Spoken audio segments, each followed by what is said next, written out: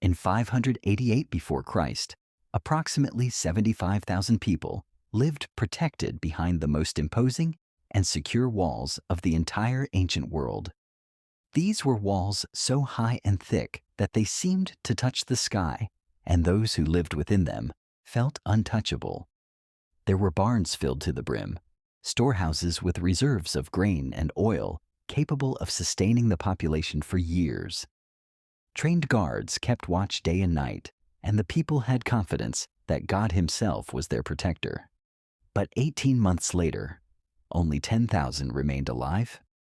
A deathly silence took over the streets. What once seemed impossible had happened. Jerusalem, the city many believed to be invincible, had been defeated. The question echoed like a lament through the ruins. How could a foreign king destroy such a fortified city in so little time? The answer was not found merely in brute force, but in the cold and calculated intelligence of one man, Nebuchadnezzar, the king of Babylon. He did not attack Jerusalem like other conquerors, who advanced without thinking, relying only on violence and the number of soldiers. His plan was different. It was meticulously crafted, almost scientific. Every step, every movement, every command given was part of a strategy designed to weaken the enemy without wasting resources. The army he commanded was the most feared in all antiquity, not only for its size, 180,000 men ready for battle, but also for its discipline and military technology. His catapults hurled stones as heavy as a grown man over incredible distances. His battering rams, weighing more than 20 oxen, shattered bronze gates as if they were rotting wood. And his mobile towers, as tall as a modern 10-story building, slowly advanced until they leaned against the walls, allowing archers and soldiers to strike from above. According to the prophet Jeremiah, they came from the north like heavy clouds, an unstoppable storm, and when they passed, nothing was left standing. Even more unsettling, Nebuchadnezzar never acted on impulse. Each offensive followed a script meticulously rehearsed in dozens of other cities that had already fallen. Nineveh, Ashkelon, Lachish, all collapsed before the same relentless strategy. The Babylonian monarch had elevated the art of destruction to the level of a precise science. But why would such a vast and powerful empire waste time with a relatively small city like Jerusalem? The answer was written on the map. Modest and poor when compared to the Grand Babylon, Jerusalem nevertheless possessed colossal strategic importance. It was located exactly at the central point of the road that connected Babylon to Egypt, the two greatest powers of the time. Whoever controlled Jerusalem would dominate the trade routes that crossed continents. There was another reason. Jerusalem maintained an alliance with Egypt, Nebuchadnezzar's most dangerous enemy. As two kings, 24/7 reports, the king of Egypt did not march out from his own land again, for the king of Babylon had taken all his territory, from the brook of Egypt to the river Euphrates. Nebuchadnezzar understood that as long as Jerusalem stood, Egypt would have a military base just a few steps from his own territory, like a blade permanently pointed at his back. Moreover, there was the matter of pride. Jerusalem refused to bow. While other rulers trembled at the mere mention of Nebuchadnezzar's name, the Jews proclaimed that their God was greater than any army. This affront inflamed the wrath of the Babylonian sovereign. For him, destroying Jerusalem would be more than a military victory. It would be a spectacle of supremacy before the nations, a warning that no fortress, however well defended, should dare challenge Babylonian power. But the king was far too patient and calculating to begin the assault immediately. First, he prepared a devastating psychological blow. He did not arrive by tearing down gates, but disguised as a diplomat. In 605 BC, he surrounded Jerusalem without firing an arrow and presented an offer that seemed beneficial. "Give me some young men from the royal family to be instructed in Babylon, and I will leave the city in peace." King Jehoiakim accepted without hesitation. Among those chosen were Daniel, Hananiah, Mishael, and Azariah. young men of distinguished appearance and remarkable intelligence. Jehoiakim believed he had struck an excellent bargain, preserving the city in exchange for only a handful of youths. But Nebuchadnezzar had a deeper plan. By removing the brightest, he ensured that the next generation of Jerusalem's leaders would be shaped by Babylonian values, not Judah's. By agreeing, Jehoiakim placed Jerusalem under vassalage, losing autonomy without realizing it. The first blow was not physical, but mental, and it was completely successful. 3 years later, however, Jehoiakim would commit the mistake that provoked Nebuchadnezzar's furious return. Jehoiakim, who then ascended to the throne, lasted only 3 months. In March of 597 BC, the Babylonian monarch appeared before the walls with his full army. As 2 Kings 24:10-11 describes, at that time the servants of Nebuchadnezzar king of Babylon came up to Jerusalem, and the city was besieged. Nebuchadnezzar king of Babylon came to the city, while his servants were besieging it. On the 3rd day, Jehoiakim opened the gates and surrendered without a fight. Nebuchadnezzar seized the opportunity to plunder the temple for the first time, carrying away part of the sacred utensils in cartloads filled with gold and silver.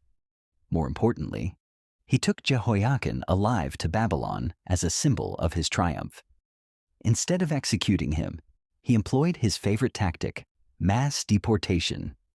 As 2 Kings 24:14 recounts, he carried away all Jerusalem, all the officials and mighty men of valor, 10,000 captives, all the craftsmen and smiths. None remained except the poorest people of the land. Among the exiles was the prophet Ezekiel. The plan was clear: eliminate leaders, thinkers, and warriors, leaving behind only those incapable of leading a rebellion. On the throne, he placed Zedekiah, Jehoiakim's uncle, a weak and submissive king. For 11 years, Jerusalem remained too frail to resist. But in 588 BC, Zedekiah took the step that sealed the city's fate. He rebelled against Babylon, deceived by Egypt's empty promises. Jeremiah 37:5 records, "The army of Pharaoh had come out of Egypt, and when the Chaldeans, who were besieging Jerusalem, heard news of them, they withdrew from Jerusalem." The people interpreted Egypt's approach as the arrival of a savior and pressured Zedekiah to break the oath he had sworn to the Babylonian king. This was the most costly mistake in all the history of Judah. As 2 Kings 24:20 affirms, because of the anger of the Lord, it came to the point in Jerusalem and Judah that he cast them out from his presence. And Zedekiah rebelled against the king of Babylon. Nebuchadnezzar's reaction was immediate and ruthless. In January of 588 BC, he once again besieged Jerusalem using his infallible method, building a wall of isolation around the entire city. No person, no animal, no grain of food could enter or leave. Jeremiah 52:4-5 confirms, Nebuchadnezzar, king of Babylon, and all his army came against Jerusalem and besieged it, and they built siege works all around it. So the city was besieged till the 11th year of King Zedekiah. The siege was continuous, day and night, without interruption. He was in no hurry. He knew that Jerusalem had provisions for only a few months, while he had supplies sufficient to sustain his army for years. Within the walls, the defenders grew increasingly disheartened. Outside them, his soldiers remained motivated, driven by the promise of plundering the city once victory came. Hunger, not the sword, would be the deadliest weapon of that siege. As the months passed, food grew scarce. In the first month, rationing began. By the third, the population was already chewing on tree bark. By the sixth, hardened leather was boiled to deceive the stomach. As 2 Kings 25:3 reports, by the 9th day of the 4th month, the famine was so severe in the city that there was no food for the people of the land. Lamentations 4:10 describes the extreme horror. The hands of compassionate women have cooked their own children. They became their food during the destruction of my people. The city was exhausted, broken from within. Nebuchadnezzar's spies carried news of the despair, reports of cannibalism, disease, and death from starvation. When Jerusalem's soldiers no longer had the strength to lift their swords, the moment arrived. On July 18th, 586 BC, an opening appeared in the northern wall, a breach only 3 meters wide, but wide enough for 10 soldiers to advance side by side. Jeremiah 52:7 records. Then a breach was made in the city, and all the men of war fled. Zedekiah tried to escape under cover of night, but was overtaken and captured. The punishment was cruel. Nebuchadnezzar ordered the king's sons to be executed before his very eyes, and then commanded that he be blinded, leading him in chains to Babylon. 2 Kings 25:7 recounts, "They slaughtered the sons of Zedekiah before his eyes, put out the eyes of Zedekiah, bound him with bronze shackles, and took him to Babylon." Then came the final blow, the attack on Solomon's temple. Nebuzaradan, commander of the royal guard, led the plundering, seizing all the gold, silver, and bronze. The great columns were toppled, the immense bronze sea was dismantled, and everything was carried off to Babylon. Then flaming torches turned the sanctuary into ashes. As 2 Kings 25:9 describes, "He burned the house of the Lord, the king's house, and all the houses of Jerusalem. Every great house he burned down." The flames raged for 3 days. Lamentations 2:7 laments, "The Lord has rejected his altar and abandoned his sanctuary. He has delivered into the hand of the enemy the walls of her palaces." The city, once a symbol of glory, was handed over to merciless plunder. Women were raped, young men taken as slaves, the elderly slaughtered without pity. Lamentations 5:11 records, "They ravished the women in Zion, the virgins in the cities of Judah." For 3 days, the looting turned Jerusalem into an unrecognizable ruin. Carts overflowing with the treasures of centuries, gold, silver, precious stones, departed toward Babylon. In just 1 week, what had been accumulated over generations was gone. In August of 586 BC, for the first time in 1,000 years, Jerusalem was empty. Not a single voice could be heard.